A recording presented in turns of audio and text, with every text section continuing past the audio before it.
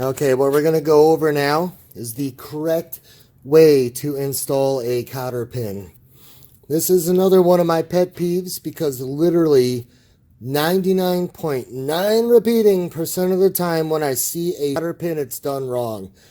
And this drives me nuts because, you know, it's a simple thing. Even if you do it wrong, it's going to work as designed. But it's not always the fact that you can do it. I mean, you know, when you're 12 years old and you get something done, hey, look, Mom, no hands, you know, you can be proud. But as you progress as a mechanic, you also want to have the pride of doing things right, doing things better. I have not seen another one of these videos, so I'm going to be the lame duck that makes this video because it pisses me off that people don't do this right. So when you look at a cotter pin, have you ever noticed that right on the edge there, you got that little part of the cotter pin that's notched out where one's shorter than the other side? You think they do that for their health? You think they do that because they're trying to save on metal times 2 million cotter pins? No, they're not. They're doing that for leverage.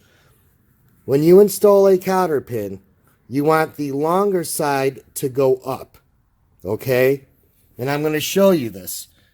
Now, when you go to put it in, seeing as though you've already lined everything up so that you're in a good position to remove it next time, meaning the hole, it's nice to have the hole parallel with the spindle, or at least depending on your situation, you want the hole in an ideal way for future cotter pin maintenance. So I'm going to take my cotter pin, if I could make my camera focus, and when I put it in there, I want that longer side up, okay? Just like that. And the reason is, when I go to set my cotter pin, now I can actually get my finger under one side. See how I did that? And I can push it over just like that. See how I did that? Notice I did not bend up both sides of the cotter pin. That's retarded shit, and it's going to make it that much harder to get it out, especially if shit starts getting rusty and after it's been in there for a while.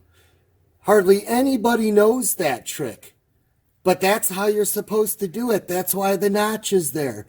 Then when I go to take that out, I only have one of them to bend back, the other one straight, which is already going to make it easier to yank out, and I can use my vice grips, and I can pretty much, when I bend that other side out, I can squeeze the two together, and the one that's straight is going to serve as like a guide to straighten the other one out. It's that simple. It's that simple. And that is the proper way that you put in a cotter pin.